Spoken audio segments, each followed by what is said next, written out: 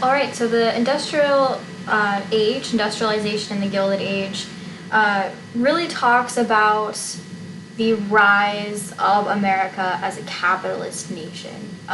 Really, what we think of America as what it is today, corporations, and a world power.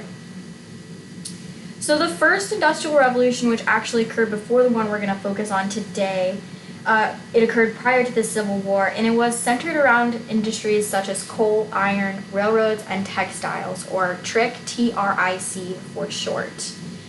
Following the Civil War, there was yet another industrial revolution, which is the focus of our discussion today, which is usually named the Second Industrial Revolution, because historians are very, very creative. It is the Second Industrial Revolution. Now the first, here's the second. This Industrial Revolution is going to focus on railroads, specifically the Transcontinental Railroad, oil, steel, and electricity, or ROSE, R-O-S-E. The period is known for intense innovation, change, and upheaval for the American public. All right, in simple terms, the Gilded Age, in quotes, in America is the period following Reconstruction and the Civil War. It's a period when America began to industrialize and grow. We began to create corporations, we began to build cities, which is known as urbanization, which we'll talk about in another lecture.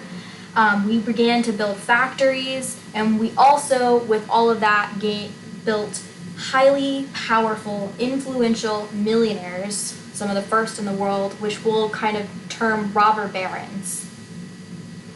By the beginning of World War I in the 1900s, America would become the largest industrial nation in the world, surpassing Great Britain and Germany.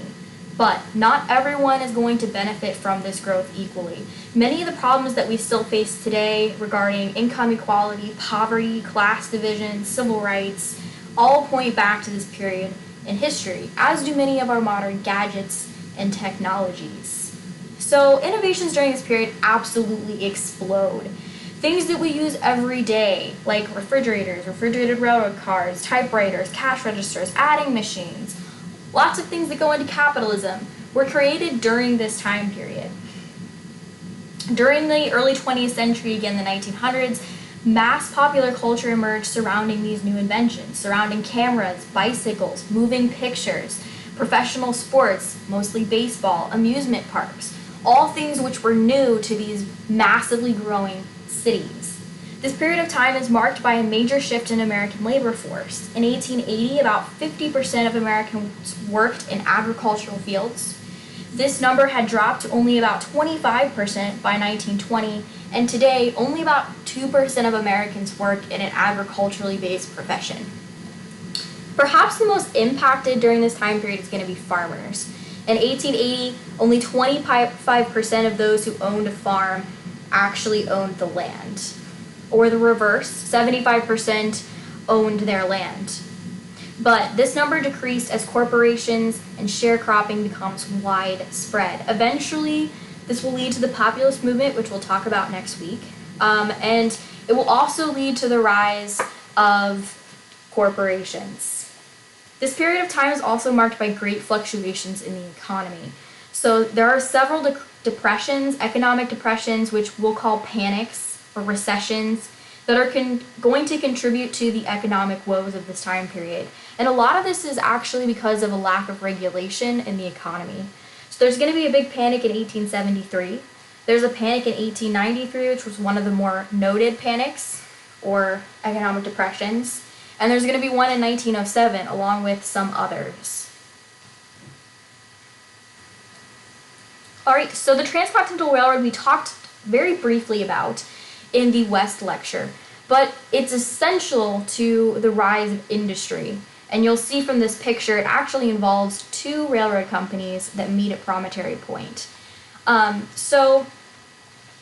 1900, the U.S. is the most powerful economy in the world. We have about 192,556 miles of railroad track, more than all of the railroad track in Europe combined. And in order to encourage growth in the U.S., the government is actually subsidizing or helping pay for the building of a massive railroad project to connect the East and West Coasts, which will become known as the Transcontinental Railroad. Since this railroad is cutting through largely unpopulated territory, it is extremely expensive to build, and it's not profitable because there's no one out there in the West at this point to actually need the services of this railroad, or at least not enough people to make a profit. So the government steps up, offers to help pay for the creation of this railroad to encourage westward expansion and to also have the ability to move troops if that was ever needed. And they actually contract two railroad companies, the Pacific Railway Company, which we'll talk about in a second, so the Union Pacific Railway Company and the Central Pacific Railway Company. They contract them to build from two different sides of the country and meet in a central point.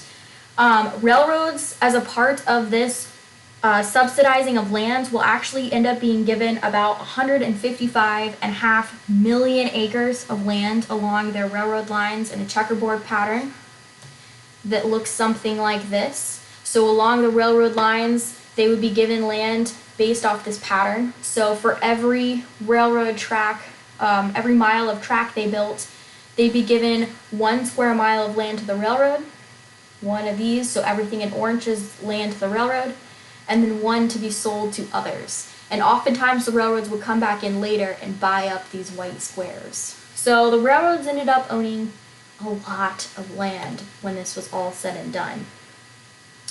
In exchange for giving all this land to these railroads, the government would receive low rates for postal service and military traffic on these railroad lines. And as cities grew, the tracks laid there would basically grow the city as well. Any city that was bypassed or did not have a railroad going through it, or at least near it, usually turned into a ghost town and died. So the Transcontinental Railroad is built, again, from two directions. It takes about 7 years for the two companies to race towards each other until eventually they meet in Sacramento, California, they meet in Promontory Point, Utah on May 10th, 1869. I would encourage you to watch this short video. It's only about 10 minutes long. It does cover basically the creation of the Transcontinental Railroad. It's just a short clip from a larger documentary. Again, this also talks about railroad land grants, so how much land they were granted, how much land the government retained, and how far out it stretched from the actual railroad lines. So a little bit of information about the two railroad companies that are building this massive project. The Transcontinental Railroad track that is built from the west, moving east, is built by the Union Pacific Railroad Company. The company is granted 20 square miles for each mile of track it constructed. In addition, the company also is granted federal loans for each mile of track they laid. So they're granted land and they're granted money. And the money that they're granted is based off of the type of land they're covering. So they would be granted $16,000 for flat land each mile, $32,000 for hilly land for each mile, all the way up to about 48,000 miles for mountainous country. So if they're trying to cut through a giant mountain like the Rockies, they're going to get paid a lot of money. Construction from the west began in 1865, so the end of the Civil War, and it utilized many Irish paddies, which is a slur for the Irish at the time. Irish workers who had fought for the Union armies during the Civil War, so because they're building from the west. Workers not only built the railroad tracks, but defended them. So defending the tracks usually involved defending them from Native Americans, animals. If you ever watch the Hell on Wheels TV show, it often depicts the tented towns that would pop up along the railroad as it was being built, which is basically moving cities, kind of like gypsy towns for these workers.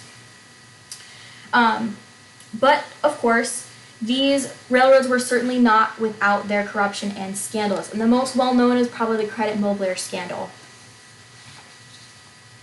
So the Credit-Mobler scandal of 1872 and 1873 really damaged the careers of several Gilded Age politicians. Major stockholders of the Union Pacific Railroad formed a company, the Credit-Mobler of America, was the company's name, hence the scandal name, and gave it contracts to build the railroad. They sold or gave shares in this construction to influential congressmen. It was a lucrative deal for the congressmen because they helped themselves by approving federal subsidies for the cost of railroad construction without paying much attention to expenses, enabling railroad builders to make huge profits. Essentially, they were taking bribes. They were taking money for railroad track they didn't build, or they were saying that they were building through mountainous territory and they were really building through flat land. So they were skimming from the American government. The House censored 2 of its members who were involved in the scandal, Oakes Ames of Massachusetts and James Brooks of New York, but the affair also tarnished the careers of outgoing Vice President Colfax and incoming Vice President Henry Wilson and Representative James A. Garfield, all of whom were implicated, although Garfield denied the charges and subsequently is elected President of the United States. The scandal shows the corruption of the Gilded Age, and it tarnishes the relationship between the government and railroad subsidies. So railroad subsidies kind of wane after that scandal. Overall, the Union Pacific Railroad Company created 1,086 miles of track for the Transcontinental Railroad. The Central Pacific Railroad is basically the other half of the Transcontinental Railroad empire.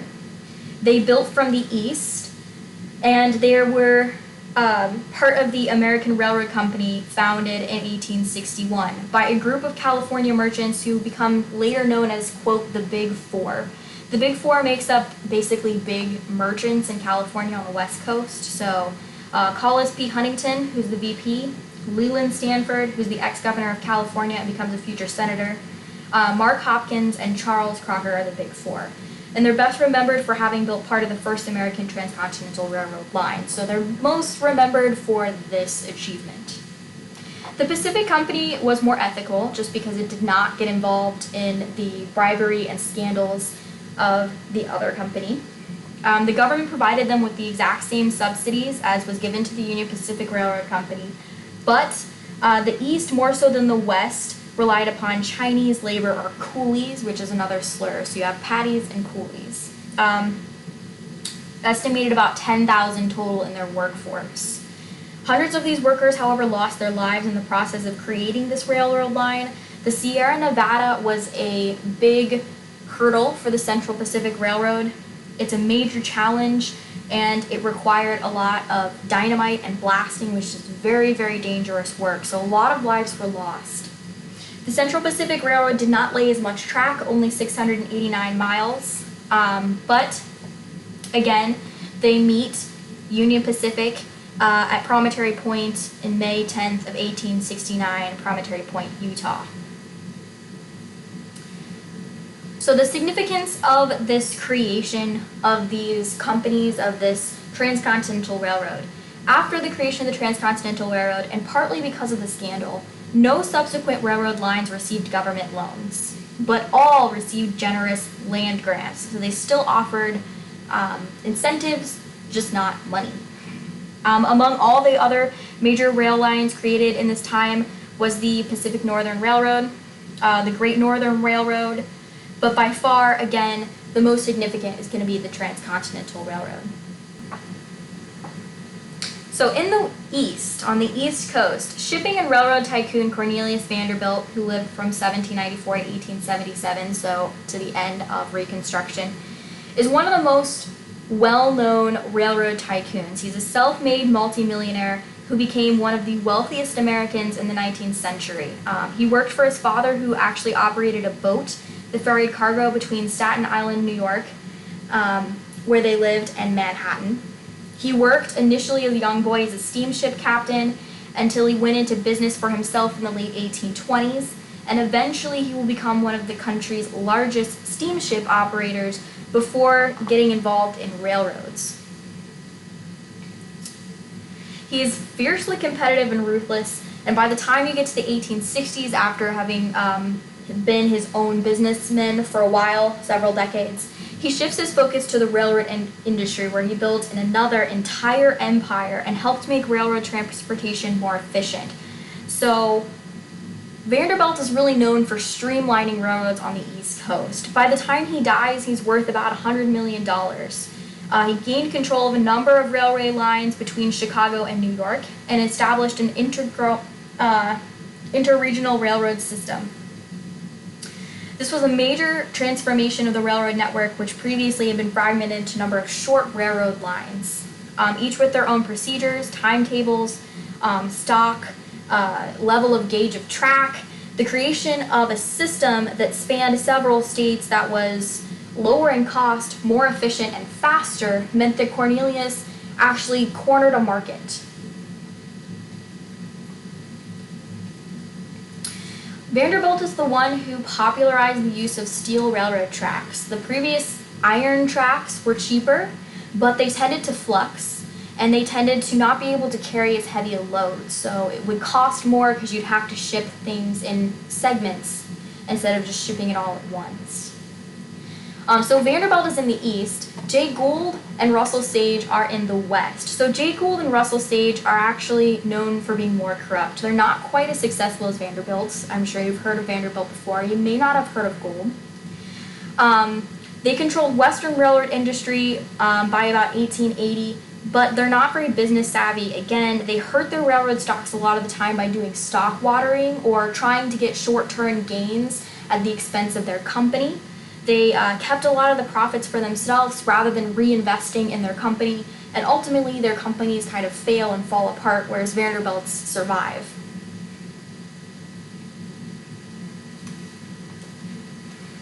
Alright, so the significance of these railroads. So the Transcontinental Railroad, along with many others, spurred industrialization during the post-Civil War years.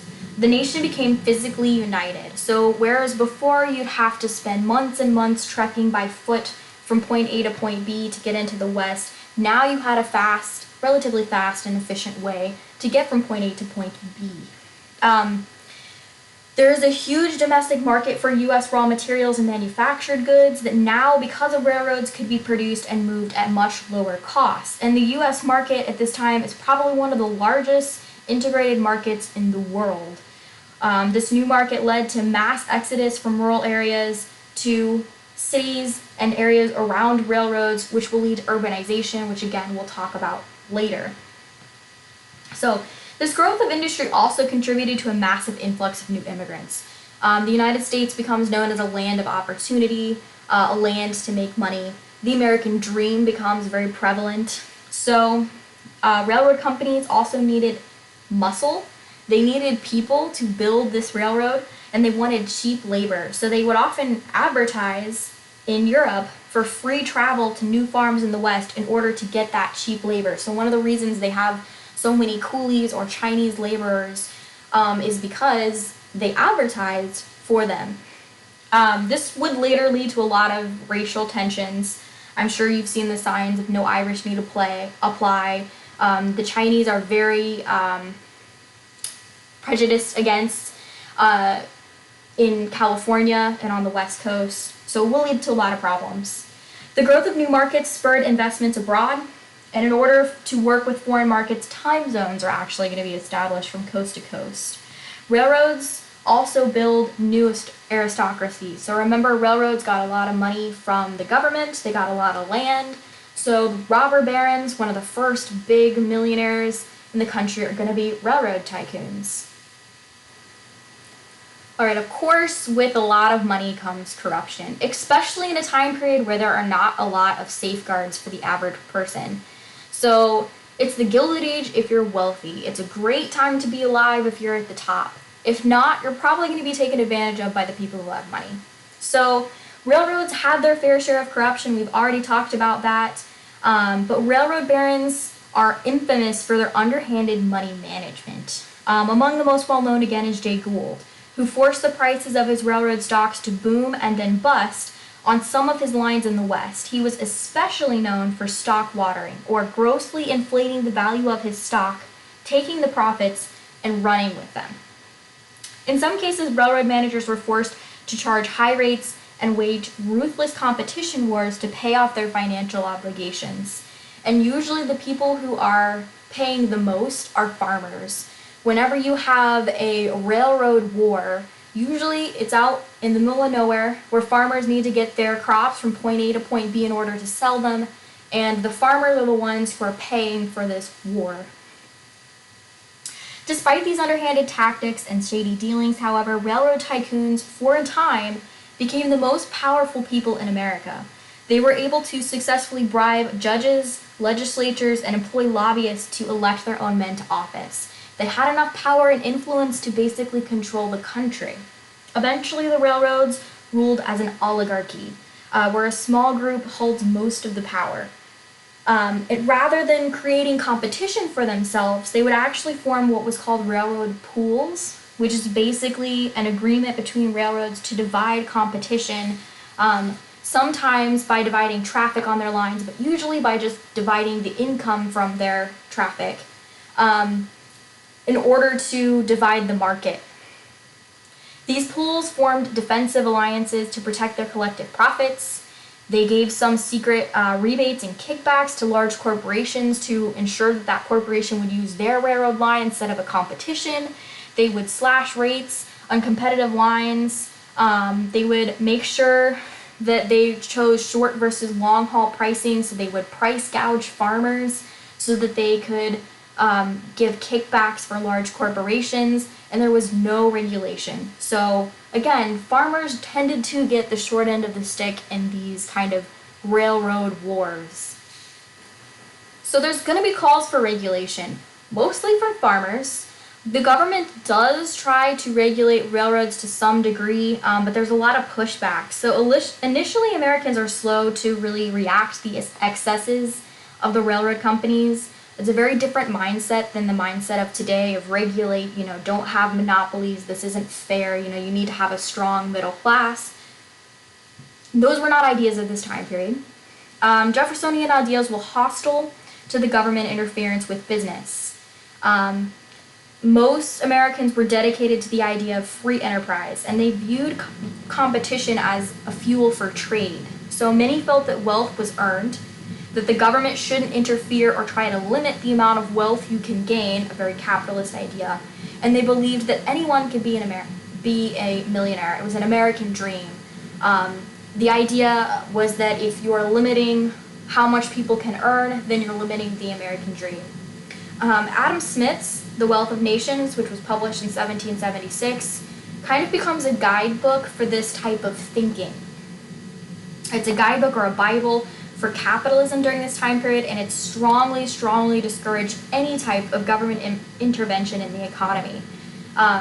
This becomes a big problem for the poor and the middle class because there is no government regulation, and they're kind of being bamboozled. The lower classes are being bamboozled by the upper classes to just accept this lack of regulation as kind of the best gets the best type of mentality. Despite these views, growing unrest and increasing economic hardship, especially for farmers, would eventually force the hand of government, and they're going to have to get involved after some Supreme Court decisions. So what really forces the hand of the government to intervene is the Depression of 1870. Farmers begin complaining of being forced into bankruptcy by unfair railroad prices. They have to move their goods from point A to point B, and they're being price gouged by these railroad companies to the point of economic ruin. They decide to organize into agrarian groups such as the Grange or the Patrons of Husbandry, which these are the early groups that will eventually become the populist movement. And they pressure many Midwestern legislatures to start regulating railroad companies in their favor. Later in 1873, the Supreme Court again faces calls for intervention in the Slaughterhouse case, 1873. It's a dispute over labor.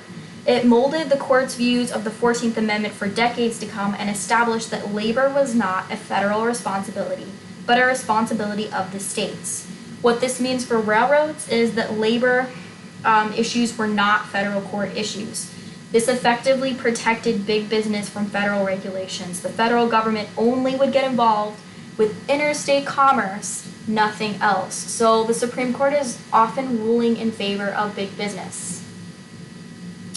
It was not until 1877 and the Munn versus Illinois case that farmers gained ground against railroad tycoons. The court ruled that the public always has the right to regulate business operations in which they, the public, farmers usually, has an interest. This is one of the first cases where the government actually rules against railroads. But, I'm sure you saw a but coming in this, but this ruling was nullified by the later Wabash case in 1886. The court ruled that individual states had no power to regulate interstate commerce. This was the sole responsibility of the federal government.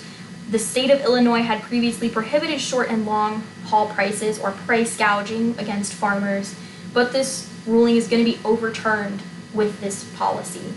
So in 1886, the court ruled that a corporation was a person, quote, under the 14th Amendment. This was probably the most damaging of the court cases.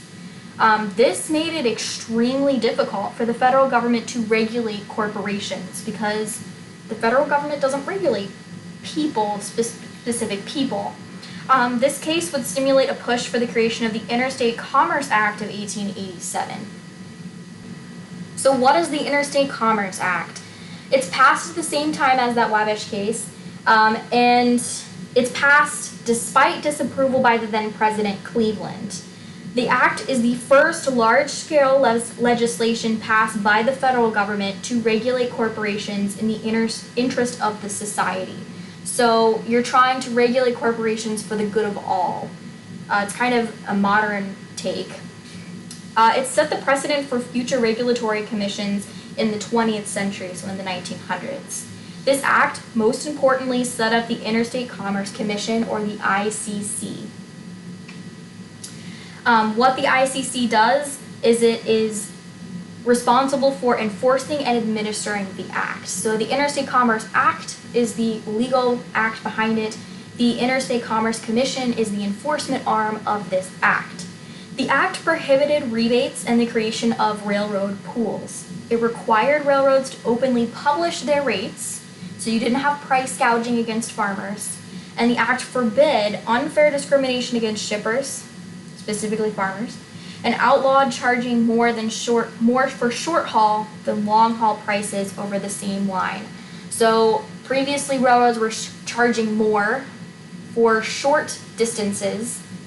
Mostly farmers were making these short jaunts from town to town or state to state, and less for long distances.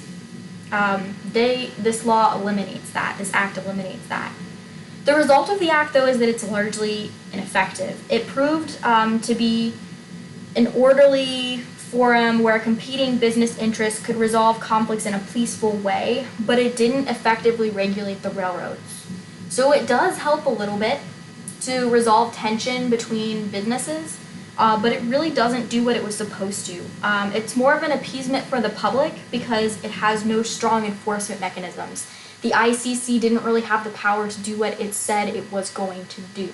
So the result, nothing really changed. All right, so mechanization and innovation. This is a huge part of industrialization. The Civil War created a huge fortune and a large class of millionaires who were eager to invest in new things. Natural resources fed this industrial growth. Some of the new natural resources being discovered is like the Mesabi Range. It's a deposit in Minnesota Lake Superior region. It yielded huge tracts of iron ore, which helps fuel the growing steel industry. Remember railroads, oil, steel, and electricity. Unskilled labor, both domestic and foreign, was now abundant and cheap, mostly because of immigration, which helps drive the growth of industries.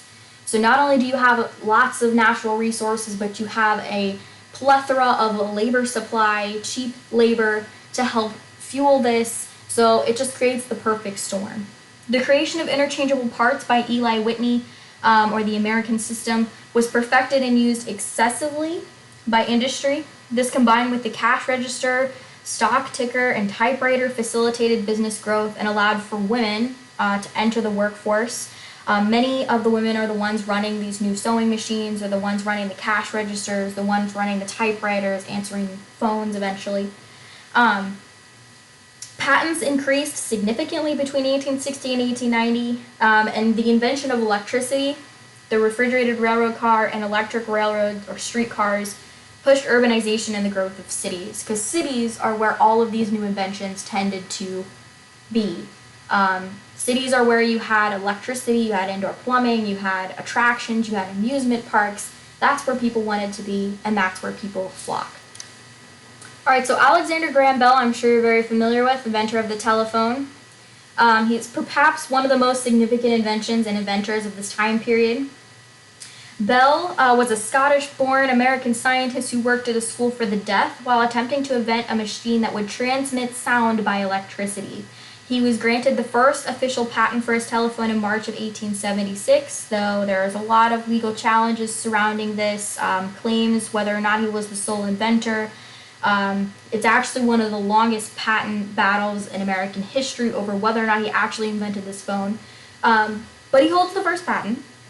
He continued his scientific work for the rest of his life and used his success and wealth to establish various research centers throughout the country. Thomas Alva Edison is also one of the most well-known inventors of this time period. He invented a plethora of things, some of which you see pictured on this slide. He was born on February 11th, 1847 in Milan, Ohio. So he's an Ohio native. Woo! Go Ohio. And he died in 1931 in New Jersey. He is an American inventor who singly or jointly, again, there's a lot of patent battles in this time period, held a world record for 1,093 patents. He also created the world's first industrial research laboratory. He begins his career in 1863, kind of in the middle of the Civil War. As an adolescent, he worked in telegraph industry, where virtually the only source of electricity was primitive batteries, putting out low voltage current. Before he died in 1931, he had played a critical role in introducing the modern age of electricity. He created the phonograph, the microphone, the incandescent light bulb, and a revolutionary generator and efficient electrical systems. He's probably most well known for this quote, genius is 1% inspiration, 99% perspiration. I'm sure you've heard that before. It shows up on a lot of those kind of hang in there type posters. He is known for the invention of electricity and the electric light bulb, but he certainly invented a lot of other things. So the phonograph, dictaphone, early copying, mimeograph is like an early copier, dictaphone is like an early recorder. He's involved in the creation of motion pictures, all things that became central to modern, quote-unquote, modern life. The emergence of the trust was really something done by robber barons to eliminate competition, but it actually leads to monopolies and cornering of markets. So during this time period, there are two general types of integration, vertical and horizontal. Both of these are designed to make a company more profitable by controlling more of its, quote, aspects, whether this was raw materials or other companies. So you either buy up everything involved in creating your product, or you buy up all of your competition. Vertical integration is controlling every aspect of the production process. So this is buying up everything that goes into creating your product. It resulted in a system that was designed to improve efficiency by making supplies more reliable, controlling quality of the product at all stages of production, and eliminating the, quote, middleman fees. Vertical integration, again, is controlling all aspects of production. It's coined by Andrew Carnegie, who mined steel ore in the Mesabi Range and shipped this ore to the Great Lakes to his steel factories in Pittsburgh. So again, vertical integration is really Andrew Carnegie's example. It's owning every part of production. So that leaves horizontal integration as owning all of your competition. Owning all of your competition is really Rockefeller. So Standard Oil Company of Ohio, Rockefeller, is known for being very ruthless and buying up anyone who could possibly be his competition to create basically a monopoly on oil. I would strongly encourage you to watch this crash course video. It's about 12 minutes long. It walks you through horizontal and vertical integration in a much more detailed way, and it gives you a lot more visuals about how trusts work and monopolies work. So please take a few minutes to watch this. I know this isn't an economics course, but it is helpful. So the rise of trusts, of course, leads to the government regulating trusts. The growing power of trusts caused the government to interfere as a result of public demands, just like with interfering with railroads. The Sherman Antitrust Act of 1890 was one of the first such regulations created. It forbid the combination of companies that resulted in the restraint of trade. But the act made no distinction between bad and good trusts. Overall, this act is largely ineffective. It had no significant enforcement mechanisms, and it was far too vague. Again, very similar to how the government approached regulating railroads and the Commerce Commission. In fact, more trusts are formed in the 1890s under President McKinley than during any other similar period after this act was passed. The court continued to side with corporations after the act was passed. In fact, the U.S. versus E.C. Knight Company case in 1895, the court ruled that sugar refining was manufacturing and not trade or commerce, allowing a sugar monopoly to continue. It's not until 1914 and the Clayton Antitrust Act that the Sherman Act is actually given teeth or the power to enforce its claims. We'll discuss this act a lot more in the next lecture, but the act will eventually be used to curb labor unions and deal with trade unions and disagreements on restraining trade. So it actually ends up hurting labor disputes, but again, we'll talk more about that later.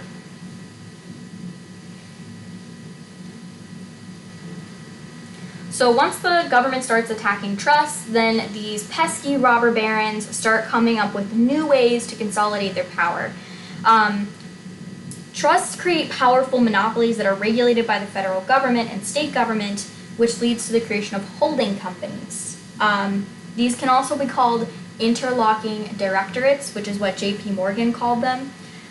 They rise up during the Depression of the 1890s, and they drove many struggling businessmen into the arms of J.P. Morgan. Morgan, as a result, saw this as an opportunity to consolidate his rivaling enterprises and create future harmony by placing officers of his own banking syndicate on their various boards of directors. So this is still something done today. You'll hear the term holding companies. It's not illegal, but it can lead to virtual monopolies because you have companies that on paper look to be separate companies, but in reality have the same board members on controlling each company. So they're essentially the same company. Eventually, holding companies came to thwart antitrust or anti-monopoly legislation. Holding companies bought controlling shares of stock in member companies rather than purchasing the other company outright. So mergers, basically. This allowed for one company to control another without appearing on paper to possess a monopoly and corner the market. While the, quote, held companies remained separate operating businesses on paper, in reality, the holding company controlled them. Basically, they're trusts that aren't trusts. They're monopolies that exist but aren't officially written into paper so that they can be regulated. So one of the things we talk a lot about with the second industrial revolution is steel. So remember, railroads, oil, steel, and electricity. We already kind of talked about electricity with inventions, and now we're getting into steel. So steel is a process, it's created through refining iron through the Bessemer process, which is what you see in this picture. And there's a YouTube video that explains the Bessemer process in much more detail. But it's one of the biggest heavy industries of the second industrial revolution. Steel is important because it is the cornerstone of creating skyscrapers, coal shuttles, which are the carts used to move coal, railroad tracks, very important. Railroads is part of the second industrial revolution hierarchy. The steel industry typified heavy industry in that it concentrated on making capital goods rather than consumer goods. So the steel industry is focused on making goods for industry rather than consumers. By 1900, the US was producing as much steel as Britain and Germany combined, mostly because we had a lot of raw materials to do that. In the 1850s, steel underwent a complete revamp with the introduction of the Bessemer process, which is what, again, is pictured here. The Bessemer process is really a process for refining steel and making it more strong, strengthening it, more pure, getting out some of the impurities, and making it more valuable. So, of course, any discussion of steel is going to involve, especially in American history, a discussion of Andrew Carnegie, the big steel tycoon. He's probably the biggest robber baron there is. We've mentioned Carnegie in other sections throughout this lecture, but he's a very significant figure to the industrial growth of America. He came to the United States poor in 1848 from impoverished parents. He came from Scotland, and he would go on to eventually found the Carnegie Steel Company. He is kind of strange in terms of robber barons in that he disliked monopolistic trusts. But its organization was a partnership that involved almost 40 steel tycoons. So he himself was kind of a monopoly. He's assisted by his often forgotten or at least overlooked general manager, Henry Clay Frick, who, though not well known, is very central to his business. By 1890, Carnegie was producing about a quarter of the nation's Bessemer steel. He eventually sold his company to J.P. Morgan for over $400 million and spent the rest of his life giving money away to public libraries, pensions for professors, etc. I'm sure you know of Carnegie Hall. In all, he gives away about $350 million. All right, J. Pierpont Morgan, or J.P. Morgan, is what makes a lot of the investments possible. He is one of the richest men in the world at the time period, and he is rich because he's able to use his banking savvy to buy up other businesses in times of economic decline. So J.P. Morgan owned a Wall Street banking house which financed and reorganized the reorganization of railroads, insurance companies, and banks. He had a reputation for his integrity. He did not believe that money and power were dangerous unless they were placed in the wrong hands. In 1901, he launched and enlarged the U.S. Steel Corporation, or USX Steel, which becomes one of the biggest companies in the world, by combining Carnegie's holdings, which again he bought for about $400 million, with other stock, and using some stock watering tactics to buy up other corporations until the corporation was at about $1.4 billion, and making it USX Steel the very first American billion-dollar corporation. However, up to half of the stock's worth of USX Steel was actually water, or it was useless. It had been exaggerated in order to drive up prices, and the corporation was ultimately led by Albert H. Gary and not actually Morgan himself, even though Morgan gets all of the historic recognition. Other than Morgan, the Bethlehem Steel Company was the other significant company. Is probably the only company in the United States that could possibly rival USX Steel, and that was led by Charles Schwab. Another arm of the Second Industrial Revolution is, of course, oil or petroleum. Oils and petroleum industry was a fast-paced sensation that first sprang up almost literally, because oil sprang up from the ground, in Pennsylvania in 1859. Oil would come to dwarf the wealth generated by all gold extracted in the West, and it gets the term black gold. If you've ever seen the Beverly Hillbillies, black gold, that's what they're referring to. Kerosene emerged as the standard for oiled lamps, and it basically destroys the whale oil industry. Petroleum also gets a huge boost with the invention of automobiles, the automobile industry in the late 1890s and early 1900s, and it becomes a cornerstone of the Second Industrial Revolution, mostly during this time period because of kerosene lamps. Alright, so we've talked a little bit about Rockefeller in previous slides, but if you're going to talk about oil, you have to talk about John Rockefeller and the Standard Oil Company. So in 1870, he organizes the Standard Oil Company of Ohio. At the age of 19, he becomes a very successful businessman coming from modest backgrounds to great wealth, kind of the American dream. By 1877, so just 7 years later, he controlled about 90%, 95% of the oil refineries in the United States. Again, he's a ruthless businessman, and he believed in the rule of ruin. So he believed in the law of nature, the survival of the fittest mentality. If he could not control a company, he set out to ruin it. Again, rule of ruin. Eventually, he discovered that consolidating proved more profitable than price wars, and he chose to purchase or place in holding companies much of his competition.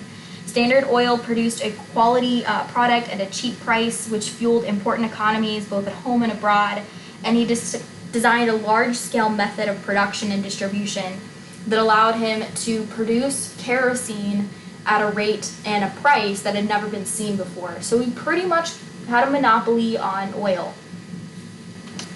Really quickly, just some other key figures from this time period that are kind of still around today. So the meatpacking industry, you get Gustav F. Swift and Philip Armour. You've probably seen the red chicken packets in the grocery store, same person. Andrew Mellon is another one. So he's a financier who became America's greatest venture capitalist. He had an expert ability at selecting and backing and acquiring shares for promising business ventures. So he's basically a banker, a very, very good banker.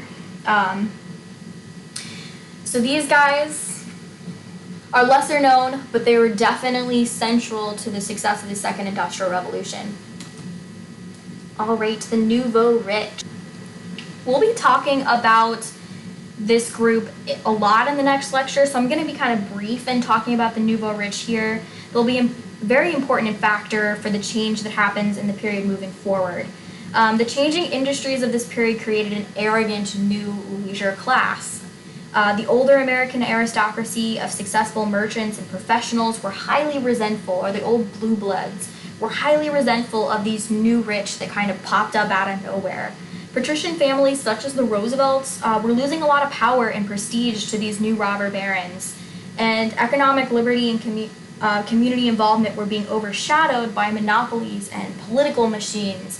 This idea of charity and community was being overrun by this capitalist, monopolistic monster. Antitrust crusaders actually became these blue bloods. They're generally led by genteel, old family philanthropists who became conservative defenders of their own waning influence. Despite conflicts and deep class divisions, captains of industry proved material progress was more valuable.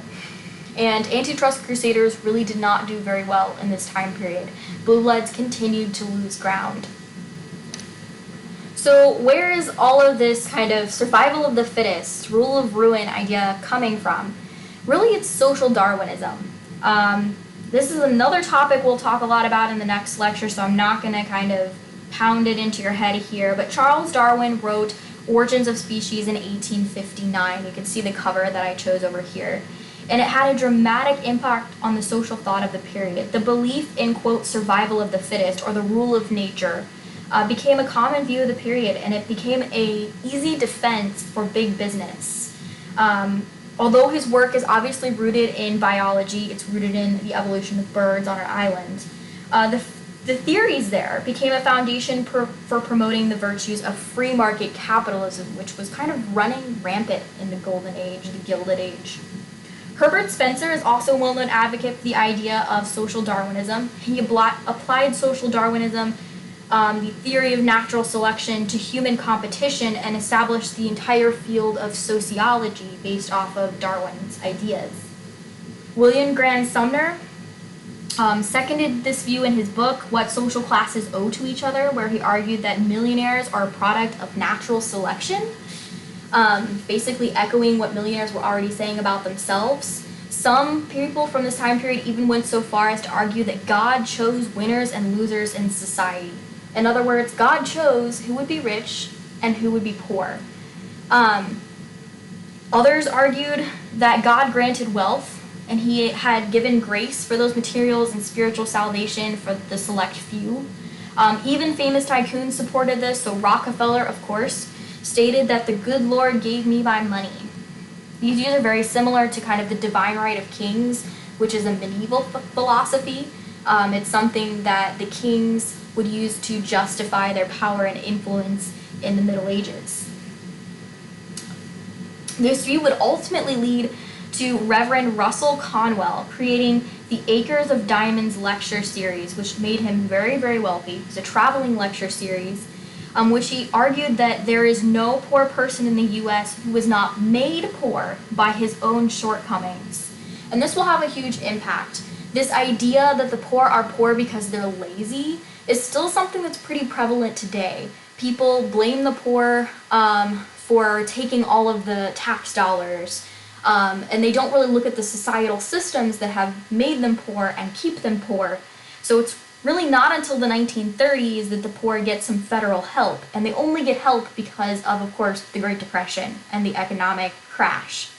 So it does have a long-lasting impact. The uneven distribution of wealth was further justified in the Gospel of Wealth, which is actually written by Andrew Carnegie, and you can see a simple copy of it here. It's a book that synthesizes the prevailing attitudes of wealth and survival of the fittest. So it outlined wealth as God's will. It stated money should be given away for public good, but not to individuals in want, which he does do. He gives away millions. So does Rockefeller. He also is a philanthropist. Carnegie overall in this book believed that in the long run the extreme wealth disparities were good for the race because wealth added to civilization. He believed that the alternative to inequalities of wealth was universal squalor. By 1890, the value of all property in the U.S. estimated $65 billion, 25 million of which was represented in the assets of corporations. So almost half.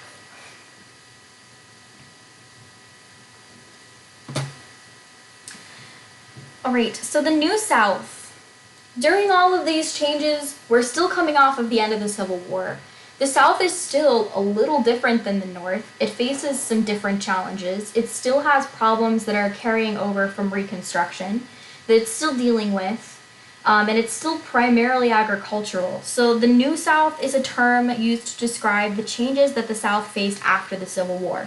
Politically, Southern whites came to see the Democratic Party as the only viable political party. Remember the Solid South discussion we had before. And in order to ensure the control of the Democratic Party, each Southern state passed legislation taking voting rights away from blacks. Socially, white leadership in the South adapted to Jim Crow laws that required separation of facilities, and they wanted economic power to remain in the hands of whites. Redeemers, who ultimately wished to return to pre-Civil War system, and former plantation owners, Bourbons, emerged as the powerful conservative oligarchy that controlled every Southern state government after Reconstruction. Although in some ways this class was similar to the antebellum planter class, this new ruling class also included merchants, industrialists, railroad developers, and financiers. In terms of agriculture, some gains were made in the textile industry, but by 1900, the South still produced a smaller percentage of the U.S. manufactured goods than before the Civil War. Henry W. Grady was a newspaper editor and the most famous of Southerners who urged the South to outproduce the North commercially and industrially, leading to the creation of some mill towns. So there was pushback in trying to be like the North. A direct result of Southern industrial expansion after Reconstruction was the mill towns. The mill towns were exactly what they sounded like. They were made up of textile factories that were encouraged by Southern governments who offered low taxes, a cheap labor supply, and an abundance of water to power mills. And they basically were towns within towns. They controlled workers' lives while providing a community and solidarity among workers, but they didn't really redeem the South the way they were intended to. In the South, one of the biggest empires was tobacco. Just like before the Civil War, tobacco is a big profit in the South, and with new inventions, it became easier to produce.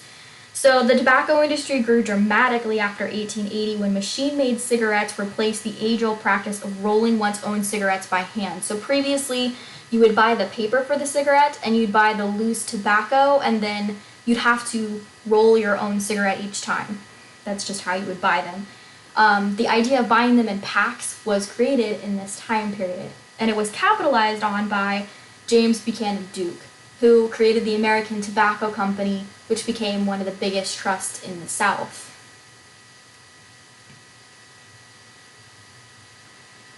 For the most part, Southerners remained proud of their defiance in defense of states' rights during the Civil War. After Reconstruction ended, quote, redemption resulted in Confederate memorials, cemeteries, and other commemorations of the lost cause of states' rights. Joel Chandler Harris wrote his famous Uncle Remus, which has kind of been turned into a folklore, pop culture reference in 1880. The tale depicts the antebellum slave society of the Civil War as a harmonious world, a view which Disney borrows for their Song of the South cartoon in the 1950s. So these tales become popular nostalgic tales that showed the role of power in the Southern past and impact generations to come. It becomes kind of a pop culture icon. Overall, the impact of the Second Industrial Revolution, standards of living rise sharply. You have the rise of urban cities, which we'll talk about in the next lecture. You have the rise of free enterprise, so monopolies start to get regulated by the government. Workplaces become impersonal and regulated because you have the American system, you have kind of a factory system. Previously, people would go in, you'd know who you worked with. This no longer is true. It's very impersonal, long hours. Social stratification becomes more prominent. You have the very, very wealthy, nouveau rich, and you have the very poor, immigrant workers. There's some in between, but social stratification becomes massive. Foreign trade develops, so because we have so much excess, we start looking for new places to send that excess, ways to make more money. So we become a world power, we start exporting. And women start to gain more social independence. New innovations like the typewriter, like the cash register, like the telephone are things that allow avenues for women to get involved in business and things outside of the home. All right. Questions to consider. So after you've read the chapter, after you've looked through the notes and listened to this lecture, can you answer these questions? What major factors led to America becoming the greatest industrial country in the world by 1900? Industrialists were controversial because of their vast wealth. In your opinion, again, it's your opinion, should these industrialists be labeled robber barons or captains of industry? Make sure you use facts from the book and from this lecture to kind of justify your answers. Make sure you can support your claims.